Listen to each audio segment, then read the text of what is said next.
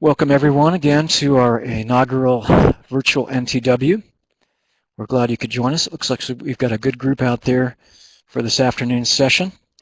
We're going to be hearing from the USDA-NIFA staff in Washington, D.C. And before they start, I just have a few basic instructions. Many of you have heard these before, but I'll run through them again. We're not using a phone line for this presentation, so you do need speakers or headphones. You might check your connection speed under the Manage Settings submenu under Meeting at the top. Dial-up is not recommended. If you have questions during the presentation, you have two options. You may raise your hand using the Raise Hand icon, which you see hopefully at the top of your screen on the top menu bar there. Little person with their hand held up, you just click on that to raise your hand. If you have a microphone, we will enable your microphone and allow you to ask the question verbally. If you do not have a microphone, or you would just prefer to ask your question in writing, just type that in the chat window at the bottom left of your screen and hit the icon to send that little bubble icon. We will have our traditional 4 poll questions at the end of the session, so please hang around. It should only take a couple minutes to fill those out, and it will give us some feedback as to how to proceed with these types of events in the future. We are recording this session, and we'll be archiving it on the website. If you have any technical issues during the presentation, please try using the chat window first. If you are unable to do that, then please email me, jonesp@purdue.edu. Again, just to review some of the issues that we're aware of that may happen with webinars such as this. With allowing people to ask questions, there are sometimes issues with connecting to your microphone or camera, so please be patient while we attempt to do that. We have heard of issues with getting disconnected with presenters. Obviously, with this type of event, many of our presenters are remote, not here at Purdue, and that's the case this afternoon with NIFA. So if they happen to get disconnected, please hang on. We will try to get them connected as soon as possible. And we've also had issues several times lately with participants being disconnected. So you may get a message on your screen saying that Adobe Connect has failed or something like that, or your screen may freeze up. If that's the case, the best thing we can advocate is that you just log in again.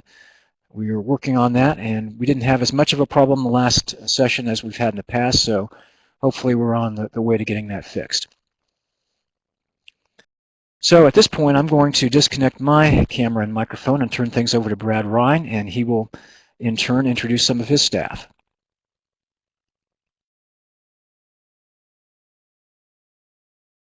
Great. Well, good afternoon, everyone. I think most of you probably know me. I'm Brad Ryan, and I'm the Division Director for Agricultural Systems in the National Institute of Food and Agriculture, and we're in the Institute of Food Production Sustainability. I think this is kind of exciting. This is the first time, I think, for the AgrAbility group we've done a webinar, at least that I've been part of the presentation. I know that it's probably something that I kind of find it nice today. It's kind of cold and wet outside, and I don't have to travel anywhere. And I don't know what it's like the rest of the country, but I know the Northeast isn't looking too good, and the Southeast not looking too good. But in any case, I do want to appreciate you taking the time out to hear a few updates from us here at NIFA. Just quickly, I'm guessing the volume's okay. I'm not getting any feedback that's not. So with that, one of the things I wanted to do is just, what do I do with this one? Just minimize that? Yeah. All right. Just to give you a little outline, what we thought we'd do today is we're not going to make this too long or too involved, but I did want to give you a chance, a couple of things. We want to talk a little bit about some changes here at NIFA and the AgrAbility program management, as well as then follow that up with some introductions of some new staff that are part of the AgrAbility group. And then we can get into some little update on the federal funding. There's not a whole lot to tell you at this point, but I can tell you what I know at this point. And then with that, we can take any additional questions you might have. One of the things with NIFA, if I don't know how many of you are familiar with the reorganization of NIFA under the 2008 Farm Bill, but in 2008, the Cooperative State Research Education Extension Service was directed to undergo a reorganization under the Farm Bill. Under that act, there's several things that happen. One thing is the agency actually kept all of the authorities it had under the previous structure under Cooperative State Research Education Extension Service. So that's basically all the funding lines such as AgrAbility and other programs that NIFA is known for. There's a process you go through in terms of getting the reorganization approved. And part of that process is the agency has to prepare for Office of Management Budget what is called a 1010 packet. And what that does is that basically says how are you going to structure yourself as an organization, and within that structure where is the administration for various programs going to lie. And that was done and that was approved, and in 2010 we officially became NIFA and reorganized under that structure. At that point, my position changed a little bit. I was already a division director, but I became the division director. I was division director for Processing Engineering Technology. Actually, we were called unit leaders. Then we became division directors. Under that, so we went from being the director of Processing Engineering Technology to the director of Agricultural Systems. And that brought together a lot of different programs under that structure, and maybe a little bit about some of those programs. But there's a lot of synergy within those programs. So in the Ag Systems division, there's programs, the AgrAbility program is there, which you're familiar with. The Farm Safety, Youth Farm Safety program is there. The program for small farms is in that division, administered through that division. The program for Beginning Farmer and Ranchers Development Program, the Sustainable Agriculture Research and Education Program is in that division. 2 of the 6 AFRI Foundation programs are administered through this division. One of the foundation programs is the Ag Systems Technology, and the other is the Economics and Communities, or Agriculture Economics and Communities. And within each of those foundation programs are several priority areas, as well as I think a number of different things that I'm probably not mentioning. We do things jointly on the National Robotics Initiative, et cetera. And it's a really fairly wide range of programs. But I think what's most important is that when we came together, I began looking at what are the synergies between those programs. And there are a number of those. If you think about NIFA and AgrAbility, and you think about our AgrAbility clients, a lot of our clients, or people who want to be clients, tend to be people who don't have a lot of experience, or they want to begin to start farming or ranching. So there are some natural synergies that exist between BFRD as well as the AgrAbility program. Obviously, safety is a big issue, so we really want to look at their health and safety in terms of the synergies between those 2 programs. Some of our clients, whether they're new or new to agriculture or not, are very much interested in sustainable agriculture and organic agriculture. So the Sustainable Agriculture Research and Education Program is also of interest to them. And there's just a number of other programs that we'll talk about that go within this division, as well as I think there are also a number of programs that are in other divisions and other institutes. And I think even with the structure is pretty much organizational structure, but there are natural synergies that exist both in the Families and Community Sciences division, as well as the Institute of Youth, Family, and Communities. There's our synergies with our food safety institutes and synergies with our Institutes of Bioenergy, Climate Change, and Environment. So I don't want to get into the entire structure. I think Ida is going to talk about that a little bit more. But what I did want to talk about is one of the things we began looking at also when we went to the management is how do we really make sure that we can address and reduce vulnerabilities to the agency in terms of staffing. And so I've been looking at that for some time. And one of the things that I identified is that frequently we have a fair number of turnover in staff at different levels. Program specialists tend to be mid-career. We've had a number of retirements. We've had to replace people with those retirements. And one of the things that you want to be able to do is continue your operations and retain the institutional knowledge as these turnovers happen and people move on to different things, as well as provide opportunity for people to be involved in programs they may have not been involved with before. So I've structured the division that we have. Right now we're fortunate that we actually have 3 program specialists in the division of agricultural systems. At one time we were down to 1, but some of you have met in April. I was able to hire 2 new program specialists, and you're going to meet those 2 today. And one of those program specialists, Lexi Alexander, but she goes by Lexi Wilson, is the primary specialist for the AgrAbility program. And Camelia Compton, she goes by Cami, is the primary program specialist for farm safety. However, within the division, I structured it in a way that we have about 15 or 16 program areas, and there's a primary, secondary, and tertiary program specialist for each one of those. The 3rd program specialist who we just hired, I didn't bring him in today, but is Jason Boehm, and I'll just tell a little bit about him. He's an economist by undergraduate and a master's degree in statistics. So I will probably see him getting involved at some point with some of the things we're doing. Certainly look at our demographics and our data.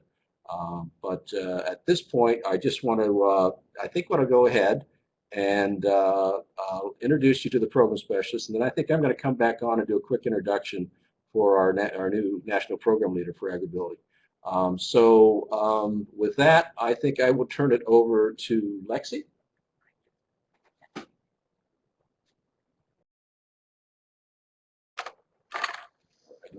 Actually, Cami. Sorry.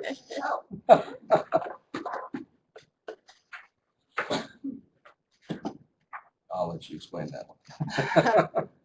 Okay, so hi, I met a number of you when I went to the ISASH conference back in June, July. As Brad said, I'm the primary program specialist for youth farm safety, and I will be backing Alexandra or Lexi up for AgrAbility. I also work with the Sustainable Agriculture Research and Education SARE program and a number of AFRI foundational programs. Those are the main things that I do here at NIFA. And as far as my background goes, I have a Master of Public Affairs from the LBJ School of Public Affairs at UT Austin, and I studied sociology and environmental policy at the College of William and Mary.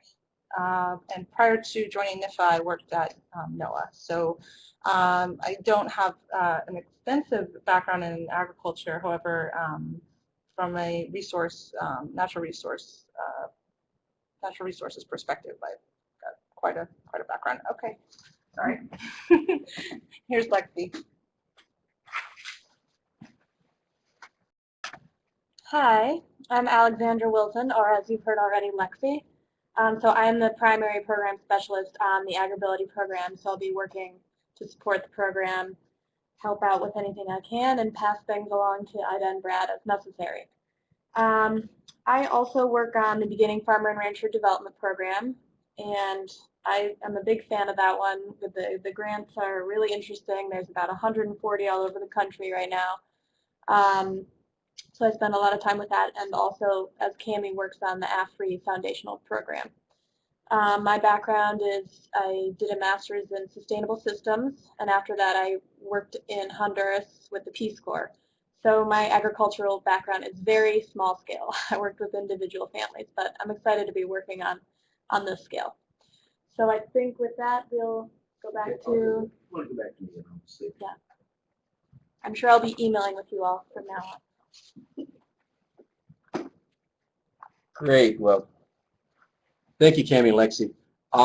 What I wanted to do is, again, as I mentioned earlier, one of the things we want to look at as an agency is look at how do we make sure that we address any vulnerabilities in terms of our programs and institutional memory. It's been obvious to me over the last few years that I probably have I have the institutional knowledge on AgrAbility within NIFA, and that in itself can present certain institutional vulnerabilities should something happen to me. Some people, like in the DC, actually ride motorcycles through DC, and so that that in itself is an issue. But the reality is, we find that over time, as national program leader staff retires and moves on to other things, it can create gaps in knowledge and continuity. And so one of the things we've thought about over the last couple of years is how to reduce those vulnerabilities.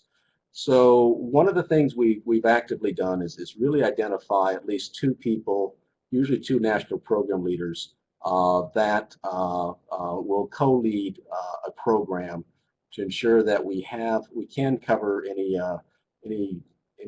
absence or loss of either short-term or long-term of national program leadership.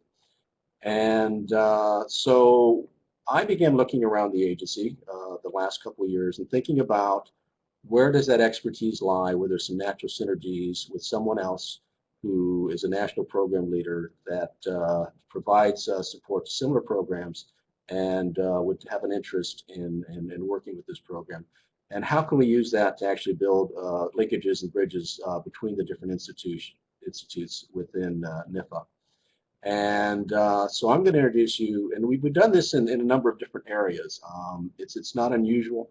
I actually have, for the ag systems technology, we have a priority area in nanotechnology, and that is actually co-led by Hongda Chen, who is in our division of food safety, and Dan Schmaltz, who's a national program leader in the division of ag systems. One of the other things that's probably very unique that you don't realize is that division directors typically do not lead programs in NIFA. I'm kind of unique in that capacity.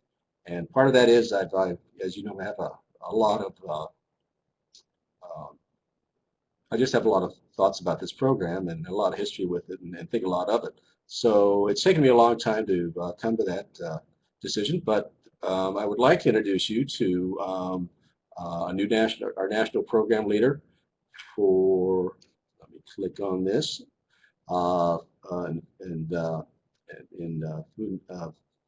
family and consumer sciences in research and evaluation, and Dr. Ada Balsano.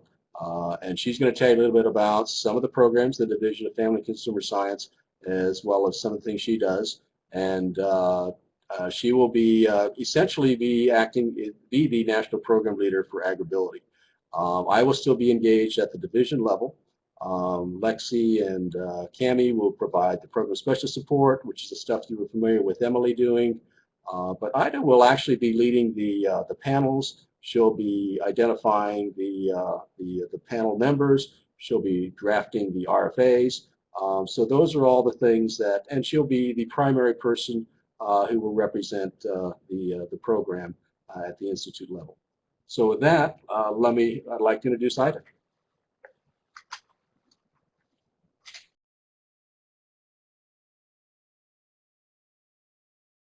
Thanks, Brett. Good afternoon, everyone.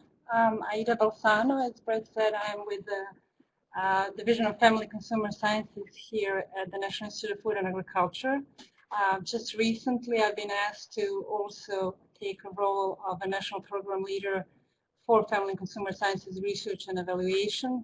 Up until recently, I was leading our efforts in child and family development, but we have decided that we need a little bit more focus and some more time devoted to research and evaluation, so I've been pulled into that direction. And we have asked one of our colleagues to step up and take on some of the child and family development initiatives that I've been leading so far. I wanted to spend a little time today to tell you and show you where Division of Family Consumer Sciences fits and sits within NIFA.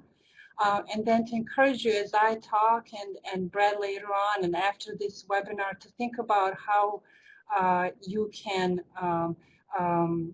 use this division to expand on the work that you're doing, to strengthen it, to create collaborations and create other connections that you feel would be of benefit to you to strengthen and enhance the work you're already doing for AgrAbility.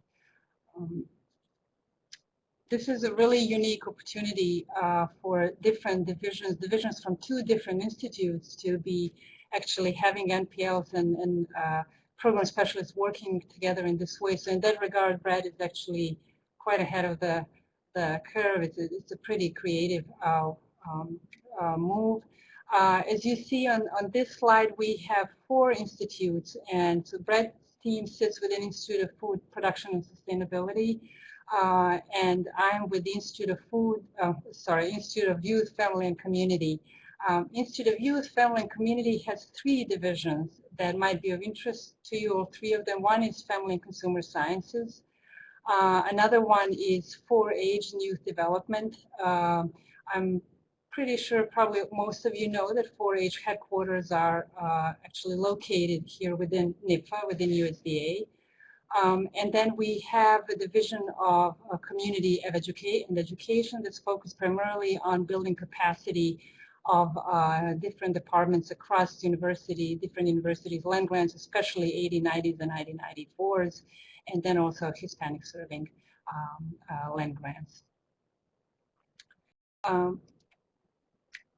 For those of you who might not be that familiar with family and consumer sciences, it's a multidisciplinary field of science that's focused on relationships among humans, and our goal is to actually promote healthy development and promote then also sustainable living. And family and consumer sciences as a discipline is also one of the focus area within agricultural sciences. So if you look at the definition of agricultural sciences, you will find family and consumer sciences in there.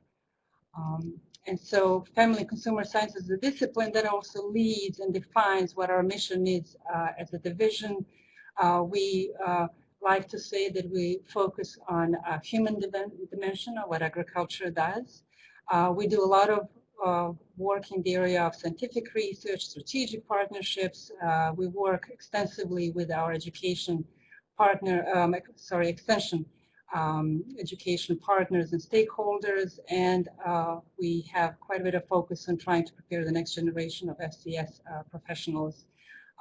You will see at the lower part of the slide different focus areas that we have within the division. Each of these focus areas has an NPL associated with that programmatic area. We have an NPL who's an expert in family and consumer economics and works with our stakeholders in that area. We have someone who's looking at nutrition and health, adult development and aging, regional rural development, public and family policy and diversity, housing and community living, child and family development, which, as I said, up until recently I was leading, and now our colleague Alicia Shipley will be taking that over. Military families and veterans programs is also within our division, and then sustainable farm enterprises. And as I said earlier, think about these programmatic areas, look them up on NIFA's website. And I encourage you to think about how these different programmatic areas might inform or enhance your current work. And then also look us up. We don't have as many competitive grant programs within Institute of Youth, Family and Community in general, and within Family and Consumer Sciences specifically, but I'll mention one that I've been providing leadership for the past 3 years. And we remain cautiously optimistic, I think is a good way to put it, that funding will be available for it in 2013. It's Rural Health and Safety Education Competitive Grants Program that's been in existence since 2007. It originally started as an earmark, but it's a competitive program now that's open to all land grants. What we did in fiscal year 2012 is to align this competitive program a little bit more with the original legislation. And as you see, there are 3 focus areas, and I'm sure you will find yourself in here. One is individual family nutrition and health education programs. Another one is farm safety education programs, and then we have rural health leadership development education programs. The competitive program encourages folks to either present these are more outreach education focused programs in any one of these areas, or you could do a combination of these three. We also encourage folks to partner and teams to partner with e-extension to do delivery of some of the education that they want to focus on. And in regards to that, those of us who are within Institute of Youth, Family and Community, and then with Division of Family and Consumer Science especially, we have NPLs who are liaisons to existing some of the e-extension communities of practice that you might be interested in, such as military families, elder caregiving, parenting community of practice, and then one on child care. But these are communities of practice that we then encourage also folks to partner with if they're interested when they're going after these competitive funds. In 2012, we had about 1.5 million available for projects that go up to 1 year. Should funding be available in 2013, you will hear about it as soon as we are able to release that information and get the RFA out. And I would then encourage you highly to look at how you might partner with land grants and what you can do to maybe enhance your existing programs. Odds of winning an award are pretty high. This past fiscal year, we had 39 grant applications, 10 projects were awarded funding. And we did this year, since we expanded the focus of the grant opportunity, we did have one application focused on farm safety that has actually been recommended for funding and is receiving fund for 2012. As you see, awards range from anywhere from 18,000 to up to 200,000. We'll see if that will change for 2013 should the funding be around. But here's the web link on the page. Check it out and let me know if you have any questions and such, especially once the RFA hopefully comes out. The next thing that I just want to share with you is the Visiting Scholars program that we have within our division, but it's open not only to folks coming from Family and Consumer Sciences, but pretty much from anyone who's within the extension system and with land grants. This is a wonderful opportunity for faculty and administrators within the land grant system to come to Washington, D.C. to work jointly with us on a project, on a topic that is of interest to both us and you. You might maybe not personally be able to apply for something like this, but you might have actually collaborators or colleagues within land grants who would be able to do this. You could use something like this to come to DC to work on creating partnerships with your nonprofit organizations or very specific other agencies that you would like to partner with. We cover only the NIFA provides the space and access to our networking system, and universities usually cover the expense of people coming over here. We've had a number of scholars come our way. People stay from anywhere from 2 weeks to 4 months. And we do quite a bit of work before the visiting scholar comes over here to ensure that you have an NPL, kind of like a mentor, but it's not necessarily a person that will mentor. It's mostly your main point of contact with the NIFA, somebody who is connected to your work, understands your work, who can also then help you line up meetings and contacts that you will need during your stay here. And if you're coming for as little as 2 weeks, you can do it, 1 week, 1 month, and then another week, whenever that works the best for you, for your university, and us here. We have, you see here, the main point of contact is Sylvia Montgomery, who's a program specialist within Division of Family and Consumer Sciences. Please contact her if you have any questions, but also feel free to just send me an email as well. We already have folks inquiring about 2014, coming here as visiting scholars. We have the last visiting scholar we had did some work with Eden Extension Disaster Education Network. And Eden wanted to see if they could open up their membership to international audience, because there have been they've been receiving inquiries from the international audience to work with them, and so we had a visiting scholar come for a couple of weeks to work with us on that, which was very helpful to us. Visiting scholars also allow us to focus on an area for which we don't have staff or sufficient time to devote to. So it really works wonderfully for all of us. So this is what I wanted to share with all of you at this point. As I said earlier, please stay in touch. Let me know if you have any questions, and I encourage you to get connected to the Institute of Youth, Family, and Community, and I look forward to working with you. Here's back to Brett.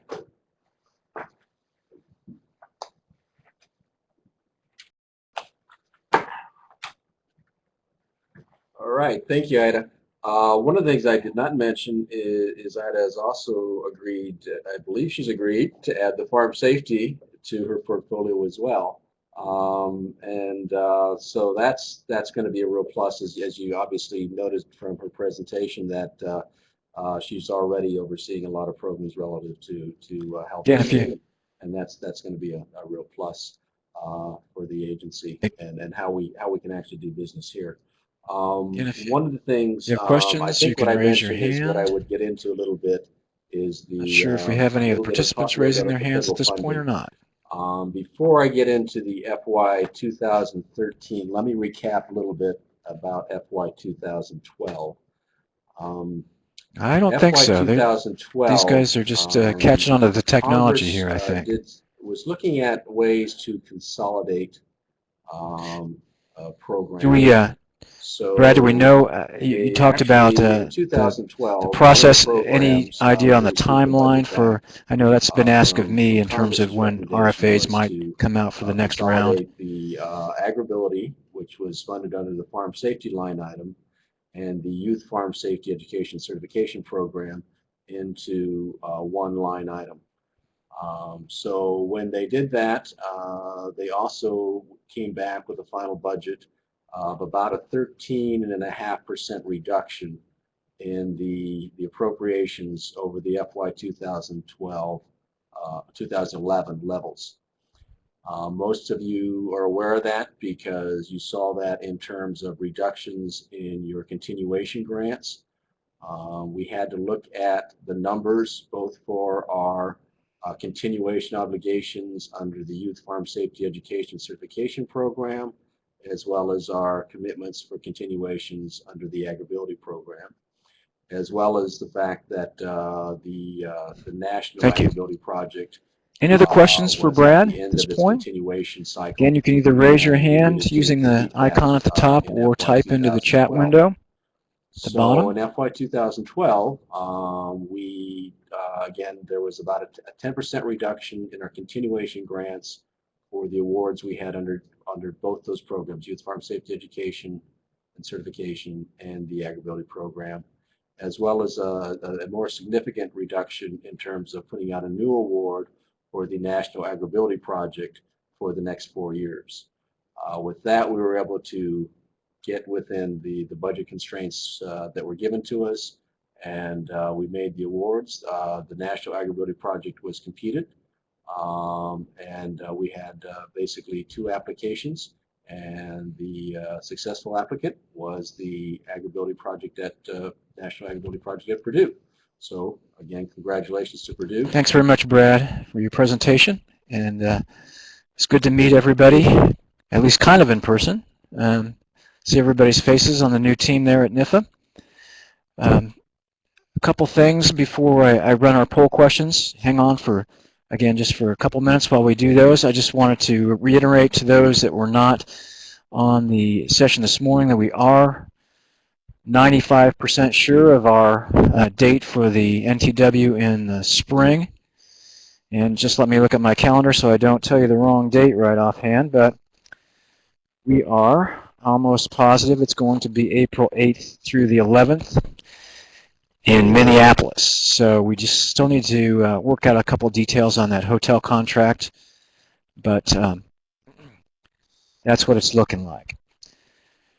Again, if you have questions, feel free to type those in while I'm doing the poll questions here. If you could just give us your feedback on this session We'd appreciate that. Again, I think most of our staff members are AgrAbility staff members. If there are others that are not associated with an AgrAbility project, if you could let us know.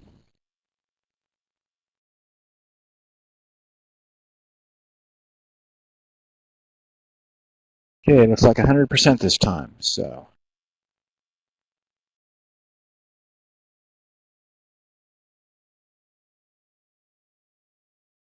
next question relates to the information that was shared.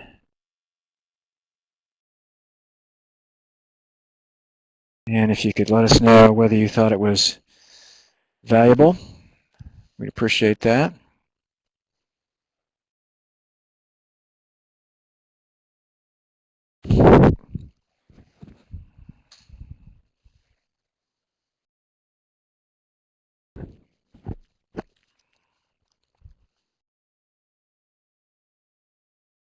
Okay, thank you for your feedback.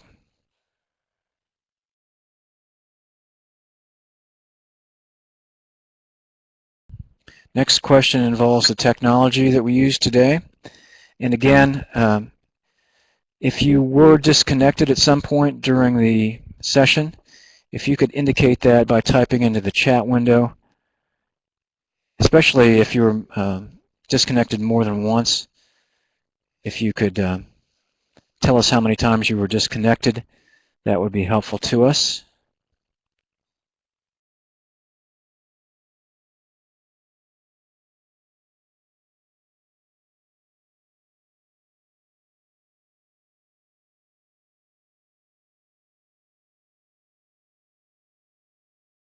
Okay, appreciate your feedback.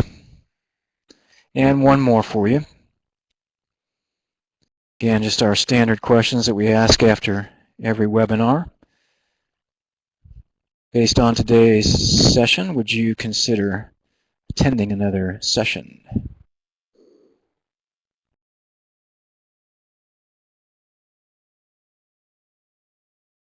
And while we're on the topic of other sessions, I'll just remind you for tomorrow morning at 11 o'clock Eastern, Bob Fetch is scheduled to give a presentation on the current state of our quality of life evaluation, and then also what we're looking toward for the next 4 years in terms of expanding that. And it is a significant expansion in that area, including the comparison of the services received by AgrAbility staff members, or by AgrAbility customers, excuse me, with the outcomes that are received by those that do not receive AgrAbility services. So it will be explained in much greater detail tomorrow by Dr. Fetch. So make sure you tune in tomorrow at 11 o'clock Eastern. And then tomorrow afternoon, the session is going to be presented by Aaron Yoder and Linda Fetzer of Penn State. And they're going to be talking about e-extension and potential ways for AgrAbility and e-extension to continue to expand the collaboration between the two groups. So if there are no more questions, we appreciate your attendance again today. And feel free to email me, or you can, we'll keep the chat window open for a couple minutes too if you'd like to type in any other comments or raise your hand. So thank you again, and I will sign off for now.